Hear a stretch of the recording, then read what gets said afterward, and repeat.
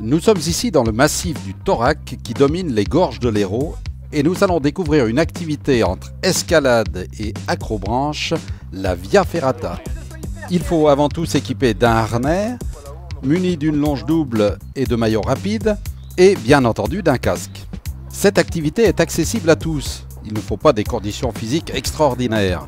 Mais ce n'est tout de même pas un petit parcours de santé. Donc ne vous engagez pas à la légère. Faites vos premiers pas avec un moniteur. Une ouverture qui regarde le caillou, une ouverture qui me regarde moi. Donc voilà. Donc j'évolue comme ça, les mousquetons sont attachés au cadre. Dès qu'il y a un passage de nœud, donc je passe mes mousquetons de l'autre côté. Donc c'est pareil, c'est un à la fois, d'accord? Tac, je vais chercher le câble. Là, et je viens récupérer mon second. D'accord? Donc en essayant de les croiser le plus possible. Alors Christophe, qui peut pratiquer cette activité? On nous propose ici une Via Ferrata qui est ouverte à, quasiment à beaucoup de public, un grand panel, donc ça va de 7 ans à 70 ans en bonne condition physique. Mais d'abord, quelques recommandations et conseils indispensables avant d'attaquer le rocher. C'est sur une paroi rocheuse, donc c'est câblé, donc c'est le seul aspect sécuritaire, donc il faut être longé systématiquement dès qu'il y a du câble et avoir un casque sur la tête.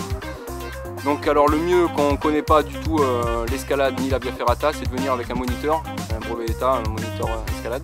Cette Via Ferrata là, elle est très ludique parce que donc il y a plusieurs parcours, il y a tyrolienne, il y a aussi un pont de singe, une baume très verticale, donc qui peut plaire à tout public. Voilà, on peut adapter suivant ce qu'on sait faire, ce qu'on veut faire, ce qu'on ne veut pas faire.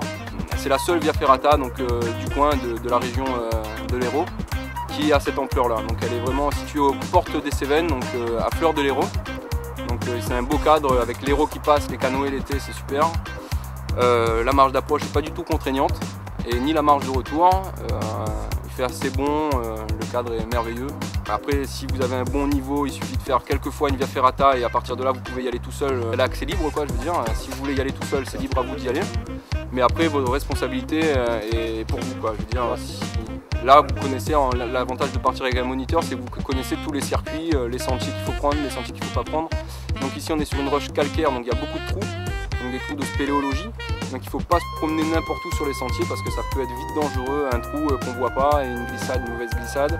Voilà, l'avantage aussi avec un moniteur, c'est qu'on sait les endroits qui craignent pour les cailloux qui tombent, les endroits où ça glisse.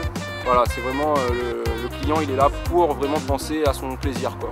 Et le but du jeu, voilà, c'est d'accompagner dans le plaisir, quoi, et dans le loisir. Donc c'est à essayer.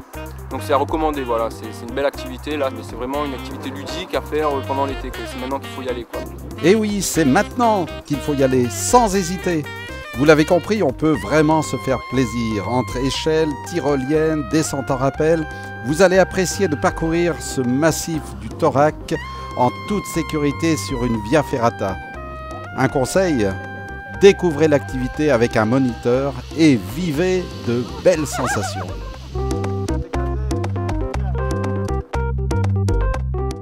À quelques kilomètres de là, sur le versant sud du massif, s'ouvre l'entrée de la grotte des Demoiselles.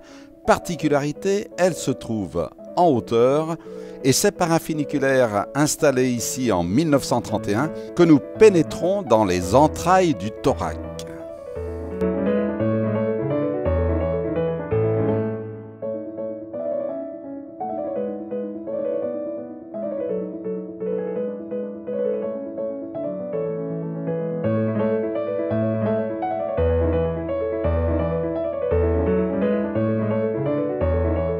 Cette grotte qui se situe dans le Piémont cévenol, à quelques 40 km au nord de Montpellier et à l'ouest de Nîmes. Nous sommes situés dans la haute vallée de l'Hérault et à cet instant précis, à l'entrée naturelle de la grotte, un avenne qui nous distribue dans une série de salles, de grandes salles, pour aboutir dans l'apothéose de la visite, qui est la salle de la cathédrale. Cette salle de la cathédrale, où nous irons tout à l'heure découvrir les étonnantes formations géologiques géantes, des coulées stalagmitiques, des colonnes de 35 mètres de haut, et cette salle qui mesure 120 mètres de long, 52 mètres de haut et 50 mètres de large. C'est une véritable cathédrale, on l'appelle d'ailleurs la cathédrale des abîmes. Et je vous invite à me suivre pour une visite hors du commun. Cette cathédrale des abîmes est remarquable également par la pureté de son acoustique. Regardez, écoutez.